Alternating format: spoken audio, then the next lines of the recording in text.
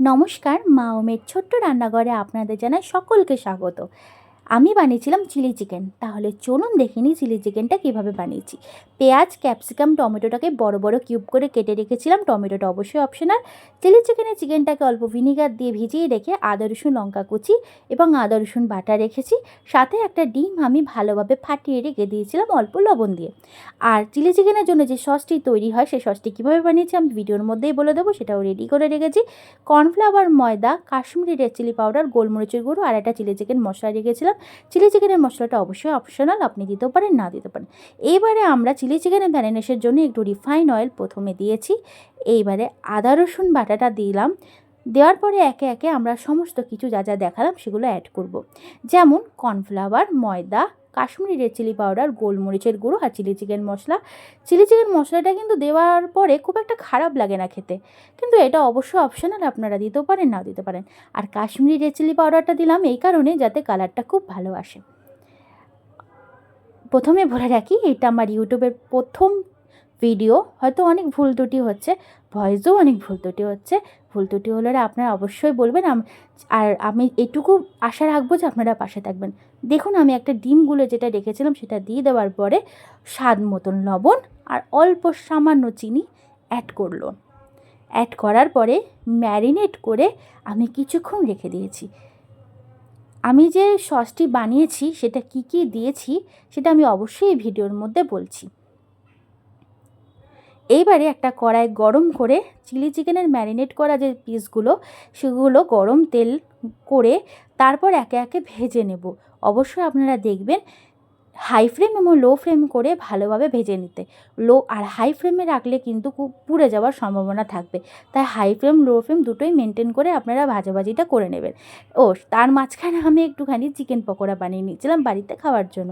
একই প্রসেস কিন্তু একটু ডিফারেন্ট। কীভাবে বানিয়েছি আপনারা জানতে চাইলে আমি কিন্তু সেটাও বলে দিতে পারি। এবারে দেখুন, আমি চিলি চিকেনের জন্য চিকেনগুলো কিন্তু রেডি করে নিয়েছিলাম। এবার ওই তেলের মধ্যেই আদা রসুন আর লঙ্কা কুচিটা দিয়ে দেবো। লঙ্কা কুচি না অনেকে দেয় অনেকে দেয় না, কিন্তু আমি দিই লঙ্কা কুচিটা, খুব ভালো লাগে। একটা লঙ্কার আলাদা একটা ফ্লেভার আসে, খুব ভালো লাগে। তেলে ভালোভাবে অল্প ফ্রাই করে দেখে নিন আমি কীভাবে ফ্রাইটা করেছিলাম। তারপর আমি একে একে পেঁয়াজ কুচিটা দেবো। পেঁয়াজ কুচিটা দিয়ে আমি ভালোভাবে নাড়াচাড়া করব। এবার বলি, আমি যে সসটা রেডি করেছিলাম তার মধ্যে কিন্তু আমি অল্প একটু vinegar, soya sauce, red chilli sauce এবং কেচাপ, এই সবগুলোকে আমরা ভালোভাবে মিশিয়ে একটু জল দিয়ে মিশিয়ে রেখে দিয়েছিলাম। এবারে পেঁয়াজটা ভাজা করার পর ক্যাপসিকাম অ্যাড করলাম। ক্যাপসিকামটাকে ভালো করে ভেজে নেব।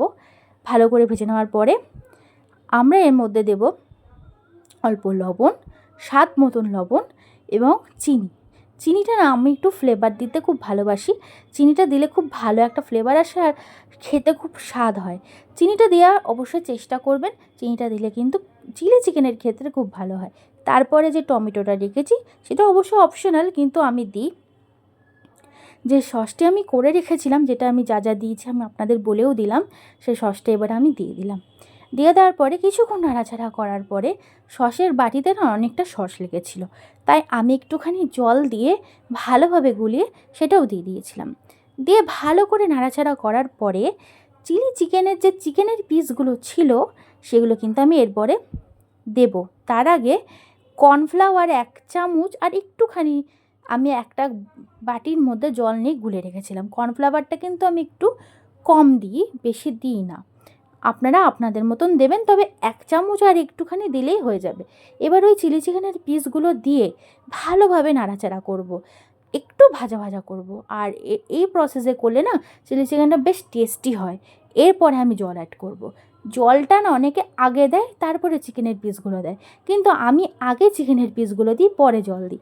তাতে চিকেনগুলো না একটু নরমও হয় আর খুব জুসি হয়। চিকেনের গ্রেভিটা না চিকেনের ভেতরে যায়। এবারে ফুটিয়ে নেওয়ার পরে আমি দেখুন একটুখানি ঘন করেছি, কারণ আমাদের বাড়িতে চিলি চিকেনটা না একটু ঘন খেতে ভালোবাসে, গ্রেভিটা কম রাখতে ভালোবাসে। তো আমি এভাবে ঘন করে দেখুন আমার চিলি চিকেন কিন্তু পুরোপুরি রেডি। এইভাবে একবার বানিয়ে খাবেন।